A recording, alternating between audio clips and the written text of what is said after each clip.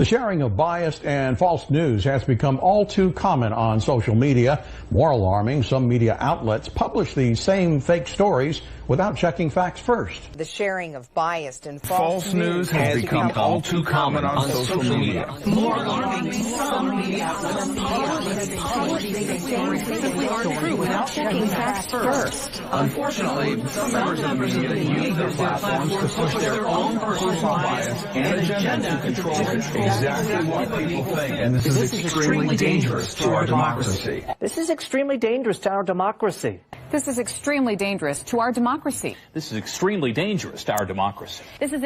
dangerous to our democracy. This is extremely dangerous to our democracy. This is extremely dangerous to our democracy.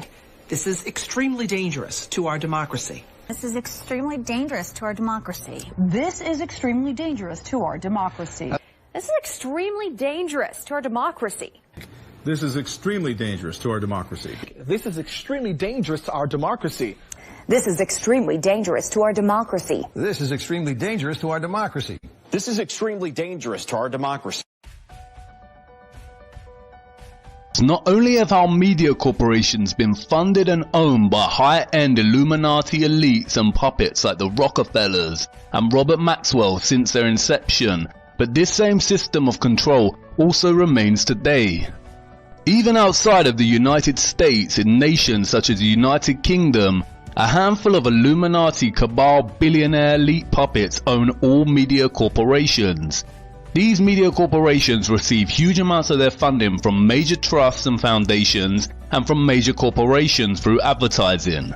The level of infiltration is outstanding, and all you have to do is follow the money and you will find the same individuals and foundations at the top. And most people understand and recognize this. The problem is that many believe this level of ownership and control primarily extends to the reach of political bias and stops there. For example, it is well known that Harold Evans, a former editor at the Sunday Times, made it very clear to the Leveson inquiry how Rupert Murdoch interfered with the content of the paper.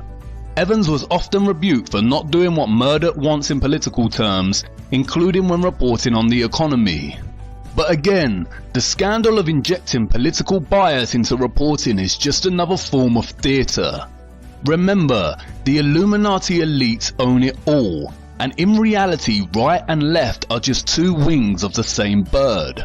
What most do not realise, however, is the extent of infiltration in our global media and the staggering reality that the media was created with the intended purpose to control the masses. In 1948, Frank Wisner was appointed director of the Office of Special Projects, which became the espionage and counterintelligence branch of the Central Intelligence Agency. Wisner was told to create an organization that concentrated on propaganda, economic warfare, preventive direct action, including sabotage, anti-sabotage, demolition, and evacuation measures, subversion against hostile states, including assistance to underground resistance groups, and support of indigenous anti-communist elements in threatened countries of the free world. Later that year, Wisner established Operation Mockingbird, a program designed to influence American media.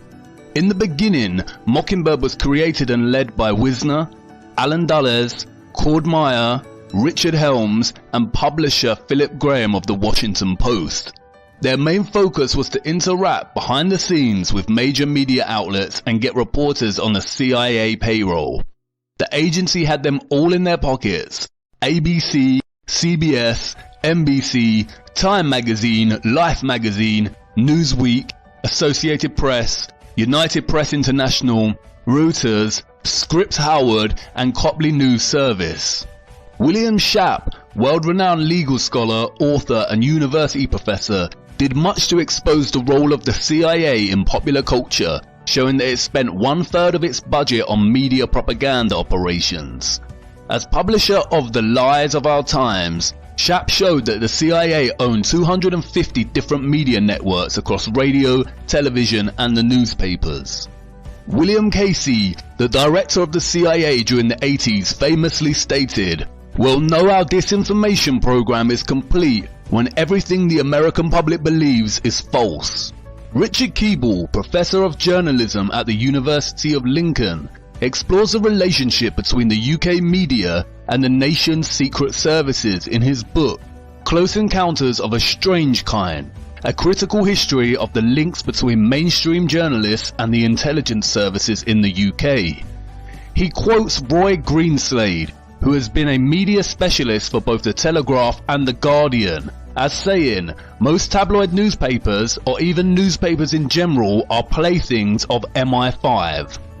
Richard Keeble states that Block and Fitzgerald, in their examination of covert UK warfare, report the editor of one of Britain's most distinguished journals as believing that more than half of its foreign correspondents were on the MI6 payroll. And in 1991, Richard Norton Taylor revealed in The Guardian that 500 prominent Britons were paid by the CIA and the now defunct Bank of Commerce and Credit International, including 90 journalists. David Lee, former investigations editor of The Guardian, wrote about a series of instances in which the secret services manipulated prominent journalists. He claims reporters are routinely approached and manipulated by intelligence agents, and identifies 3 ways in which they do it. 1. They attempt to recruit journalists to spy on other people or themselves attempt to go under journalistic cover. 2. They allow intelligence officers to pose as journalists to write tendentious articles under false names. 3. The most malicious form. They plant intelligence agency propaganda stories on willing journalists who disguise their origin from readers. Robert Maxwell, father of Ghislaine Maxwell, owned the Mirror Group newspapers. He was also a triple agent for the CIA, MI5 and Mossad. Anderson Cooper, a prominent CNN anchor, apparently interned at the CIA before assuming his role at CNN. As if anyone can just intern at the CIA. And he is also the son of prominent high satanic priestess Gloria Vanderbilt. Similarly, there is a striking coincidence in the time frame from when the Pentagon DARPA-run LifeLog operation was shut down and when Facebook was launched. LifeLog aimed to gather in a single place just about everything an individual says, sees or does. Out of this endless ocean of information, computer scientists would plot distinctive routes in the data, mapping relationships, memories, events and experiences. This is in essence the same thing as Facebook. The LifeLog project was cancelled by DARPA on February 4th, 2004, the exact same day that Facebook was founded. They want you to believe some loser geek invented Facebook at Harvard, when in reality it was born from the secret military-industrial complex. Disguised as social networking, it is a subtle propaganda machine of control, influence, data collection and surveillance. Again, all of this points to infiltration instead of invasion. They know, as of today, and I say as of today at this hour, we have 33 confirmed positive tests for the virus. Yesterday we had 22 cases. Today we have 33 cases, so it has gone up by 11. That brings, those are 11 new cases. 22 goes to 33. As we sort through this here in Arkansas, today we have 33 confirmed positive cases in Arkansas. As of today, we have 33 confirmed cases with Boston residents. We expect those numbers to climb. As of this afternoon, we have 33 Pennsylvanians who have tested positive for COVID-19. So as of this morning, there were 33 cases in North Carolina. Evening to you. Lots to get to tonight. I'm Leon Hendricks. We want to start with new information into our newsroom. Within the past couple of hours, there are now 33 confirmed cases of the coronavirus in Michigan. Good evening, everyone. Thanks for joining us for the news at 6. I'm Richard Gearhart. Karina Corral has the night off. More cases of the coronavirus were confirmed today in San Luis Obispo County, bringing the total number now to 33. Right now, Georgia is reporting a total of 99 cases in 19 counties. That is 33 new cases from just yesterday. Good afternoon. I'm Karen Swenson. More cases and more events affected. Here is the latest coronavirus news. There are now 33 cases in Louisiana. As expected, the number of cases of COVID-19 jumps. A total of 33 people in our state have been tested and are confirmed to have the coronavirus. Day 4 of the shelter-at-home order brought 6 new confirmed cases of the coronavirus to San Luis Obispo County, bringing the total number to 33. All troopers will be professional, polite, and will treat everyone with dignity and respect. These latest steps as the number of confirmed COVID-19 cases in Rhode Island jumps by 33 overnight. If your email inbox is out of control and you've given up sorting it out, a Baltimore company thinks it has a solution for you. Could this be the end of email overload? Could this be the end of email overload? Could this be the end of email overload? Could this be the end of email overload? Could this be the end of email overload? Could this be the end of email overload? Could this be the end of email overload? Could this be the end of email overload? Could this be the end of email overload? Could this be the end of email overload? Could this be the end of email overload? Could this be the end of your email overload? Could this be the end of email overload? Could this be the end of email overload? Could this be the end of email overload? Could this be the end of that email overload? Could this be the end of email overload? Could this be the end of email overload? Could this be the end of email overload? Could this be the end of email overload? Could this be the end of email overload?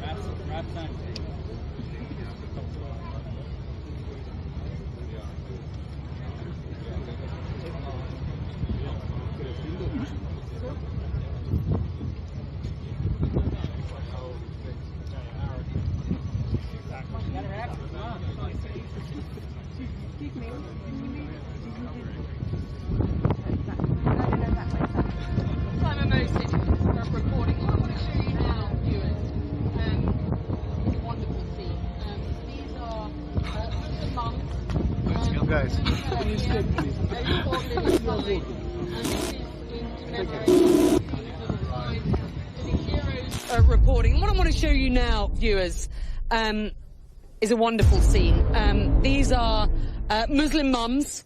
There's a little fella here who's bought a little sign, and this is in commemoration. You can see his little sign to the heroes of London. There are flowers on the street here. Ladies with hashtag turn to love, hashtag ISIS equals enemies of Islam, hashtag ISIS will lose, hashtag turn to London. And I think a poignant scene, and a scene we should sit on just for you viewers to understand exactly how people feel here on the streets of London, so close to what were such brutal attacks last night. These supposed coincidental headline and update echoes between news anchors and reporters sounds very scripted, because they are. Just in the same way the ethnic inequality stand was staged in London. The media complex is a highly compromised industry that ultimately has the most power over the entire world. It is in the grips of the Illuminati, compromised secret services, a select handful of billionaires, and carefully disguised plants. Whatever they say, we believe. It is truly the most powerful entity in our world, and its grip extends far beyond journalism. On the 18th of October 2019, a high-level pandemic exercise called Event 201, hosted by the Bill and Melinda Gates Foundation, gathered some of the big shots of the world to run a simulation and plan in the event of a global pandemic. They used the example of a coronavirus. What foresight they had. Even the stuffed toys they handed out on the day looked similar to the media's representation of COVID-19. In segment 4, they discussed communication strategies. They began with a mock news report and then discussed how to control and disseminate information. Here is a clip. Okay, others, yeah, Jane. Yeah, so can I agree with that? And my fact did come from the Edelman Trust Index, you'll be pleased to know, but also borne out by the work I've done as a CEO in my time. Can I also add that I think there are real technology opportunities here. I personally do not believe that trying to shut things down in terms of information is either practical or desirable. And we do have, I think, a couple of strategies that are available to us, one of which is the flood strategy, second of which is relying and informing and equipping trusted sources of information with the facts so they can then pass that on. But we also need to actually think about a technological answer to this. So there is work that's being done to actually create algorithms to sift through information on these kind of social media platforms. And I know that the Gates Foundation and others are funding organisations to work on things like this in order that people can actually have more confidence in the sources that they will use in any event. And then another issue, I suppose, is just through that, if you have a trusted source, I believe in the idea that we shouldn't be trying to control communication, but rather flood the zone, in a sense, with a trusted source that then is influential community leaders as well as health workers, as Brad noted, and others on these issues in order to try to amplify the message that's coming through. And flooding good information. So I think one of the ways that we need to approach this is to make sure that we have the right representatives on traditional media networks in order to portray our side of the story and make sure that there isn't misinformation. That's a manifestation of flood. Chris? Sorry. No, I think a complementary tactic, too, is to tap faith-based organizations and civil society and other institutions to recruit them also to basically, almost at a grassroots level, continue to basically have the integrity of the information. The champion for TB in South Africa was Nando's Chicken. And so I think as we think about these large atypical players who have no credible vested interest in this issue but have a strong voice that's economically differentiated for their... You see here they talk about flooding the zone. This is a propaganda technique in which the government officials, the media and others literally flood our zone with the same messaging. It operates on repetition to create a consensus of belief. It can instill both fear and reassurance and works to shape our understanding of the world. They also talk about employing trusted voices to enforce their messaging. Trusted voices primarily take the form of organization officials, spokespersons, celebrities and famous individuals in whom we trust and admire. That's why Leonardo DiCaprio and Tom York are great puppets to promote action for climate change, another silly hoax. And Beyonce and John Boyega lead the way to enforce dangerous, divisive social movements like Black Lives Matter. We have seen so many celebrities from Lady Gaga, Piers Morgan and many others reinforce the importance of following the rules during the COVID-19 pandemic. Celebrities and Hollywood stars, as we have seen, are complicit in the satanic Illuminati complex, and they have everything in the world, but there will be times when they are called upon to do the work of steering our minds in certain directions. It is these same tactics of manipulation that we see in the coverage of Flat Earth. Throughout the last 5 years, as Flat Earth was gaining popularity and people were beginning to question the absurdity of living on a giant spinning space testicle, many took to social media platforms such as YouTube, Facebook and Twitter to collectively start exploring the notion that our Earth is not a globe. Let's examine the media's response to this and the use of trusted voices. Put aside the fact that we've taken photographs of it and you can see a horizon. And not only can you see the horizon, but you can see things move behind the horizon or in front of the horizon, depending on the height that you choose to look at the things.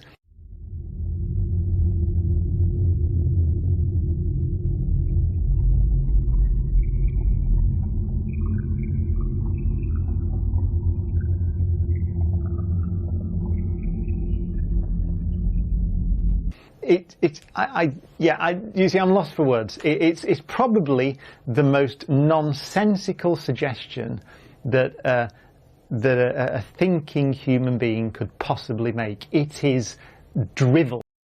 The Greeks knew it was round, he says. Chaucer knew it was round. Roger Bacon wrote about the curvature of the Earth in the 13th century. You see, I was watching a documentary recently about flat earthers that was fascinating. I don't know if anybody saw this. There are people who believe the earth is flat.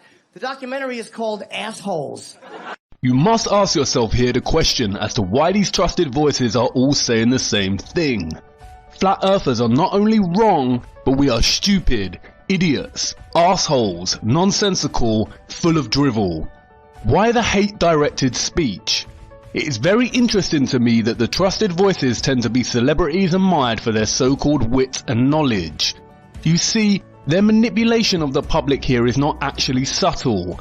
Anyone with common sense would question their heated response. Why does it matter if some believe the earth is flat? Ask yourself, would David Mitchell, Stephen Fry or Brian Cox talk this way about religious groups who believe in so-called archaic notions such as God? They are being paid to say this. Their response is not scientific at all. It's panic. It primarily revolves around ridicule and outright rejection. Any real scientist may actually find the notion of flat earth intriguing. They may want to investigate further and enjoy this kind of discussion and debate. But no, flat out rejection from the globe heads. And it is not because flat earth is preposterous, it is because their entire careers and comfortable satanic lifestyles are at risk if they do not comply with their handlers' wishes. They must act as a trusted voice. But this wasn't enough to stop the flat earthers, and more people are waking up, and to combat this growing awareness, the matter went to Congress. Ms. Downs, does Google think that this is a problem, and what is the solution that you're coming up with to address it? Thank you for the question. So as you noted, when Alex Jones posted the video you described saying that the survivors of the Parkland massacre were crisis actors, that violated our harassment policy. We have a specific policy that says if you say a well-documented violent attack didn't happen and you use the name or image of survivors or victims of that attack, that is a malicious attack and it violates our policy. In terms of conspiracy theory content generally, our goal is to promote authoritative content to our users. So we have two principles that guide the way here. That's the first one, is we want to provide users with authoritative, trustworthy information. I'm sorry to cut you off. I only have a minute and a half, and I don't really need to hear what you're trying to provide. I want to know how you're dealing with all these conspiracy theorists on your platform. So the first way is by demoting low-quality content and promoting more authoritative content, and the second is by providing more transparency for users. So we're introducing boxes that provide factual information at the top of results that have shown themselves to turn up a lot of information that is counterfactual, such as searching for the earth is flat on YouTube, where you see a lot of... Your response is to put a box saying, nope, the earth is not flat. Correct. Okay. Again, ask yourself, if flat earth is false and a conspiracy theory, why is it specifically being discussed in Congress? Did they also discuss Bigfoot and aliens? This is Juniper Downs, the global head of public policy and government relations for YouTube. The Congress session dressed itself up as attending to the matter of disinformation, when in reality it was a call for censorship. Furthermore, when trying to view this video on YouTube, you receive this message.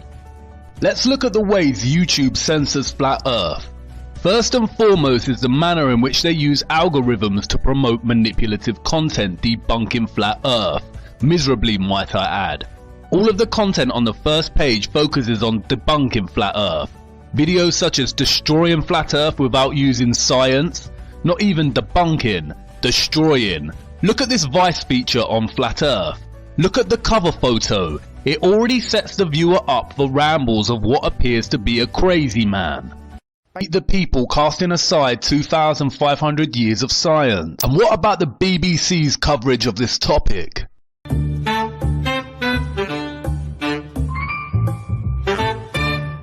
We used to think when we got started individually in this that we were alone. We have one thing in common. We live on a flat plane.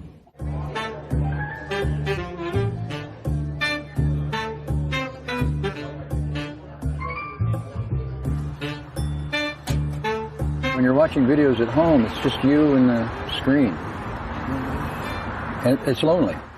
I came here because I needed to see what flat earth people looked like. And I was not disappointed. They look normal. Very few people overweight. About 30% of them are cigarette smokers, and only 4 of them that I met are from around here. Can you see what they are doing? They are creating a false narrative to promote a false demographic of people that believe the earth is flat.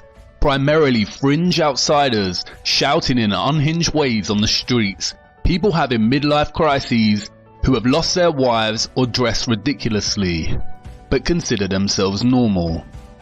The media are generating a perception of the type of people who will believe the earth is flat, and it is highly manipulative and plays into the concept of what Charles Bukowski called the genius of the crowd, the predictable propensity in people to always side with the masses out of insecurity, for fear of being rejected and ridiculed. No one would want to associate with a demographic of people that are represented as outsiders on the fringe of society. If the majority believe something, then most will follow. It applies to many things in life, from trends, reviews and critical acclaim, and to political beliefs and worldviews. People are attracted to the mass opinion. No one wants to be associated with a flat earther after watching these videos through fear of being laughed at, or they will stop in their exploration of flat earth because the media represents a community as a collection of fringe or insane individuals.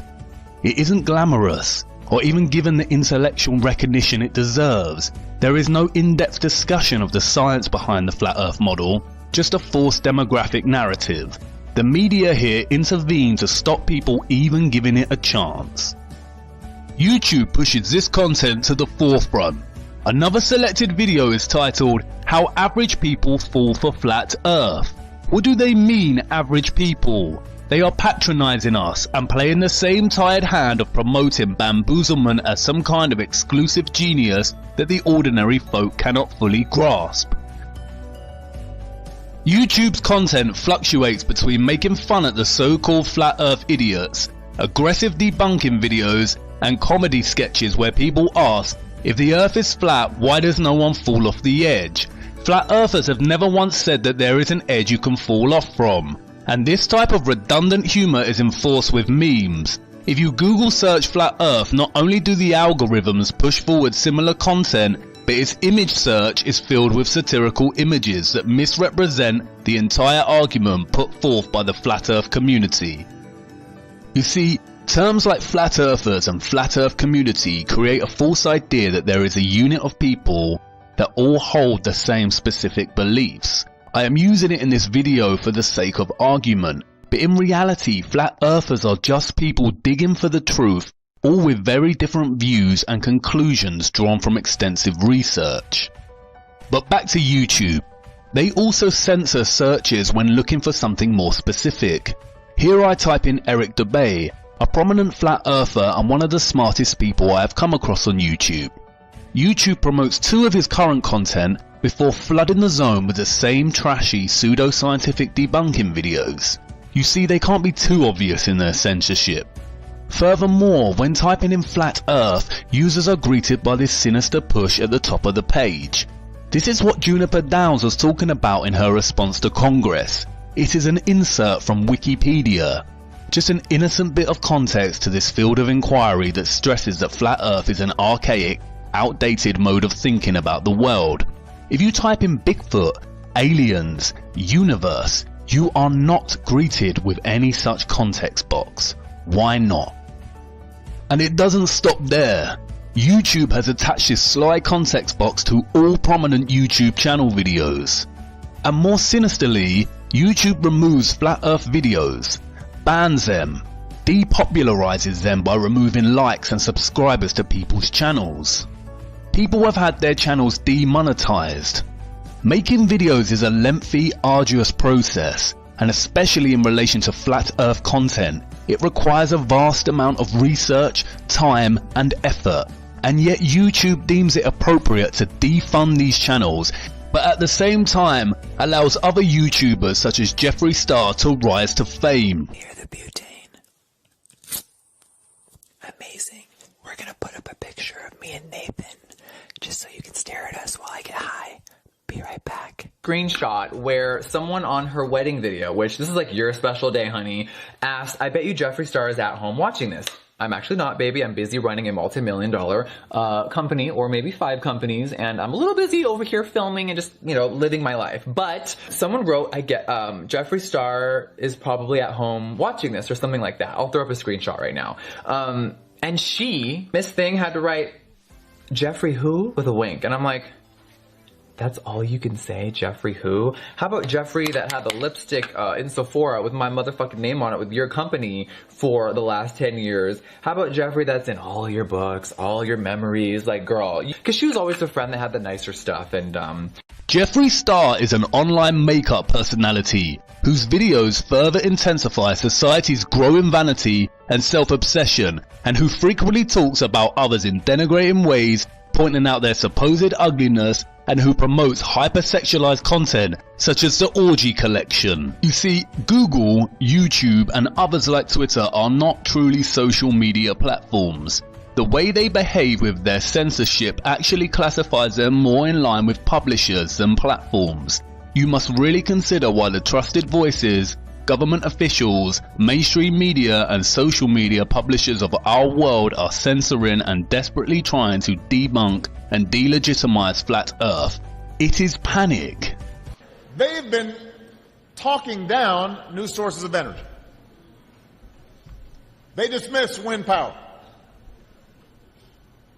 They dismiss solar power. They make jokes about biofuels. They were against raising fuel standards. I guess they like gas guzzlers. They think that's good for our future. We're trying to move towards the future. They want to be stuck in the past. And we've heard this kind of thinking before. Let me tell you something. If some of these folks were around when Columbus set sail,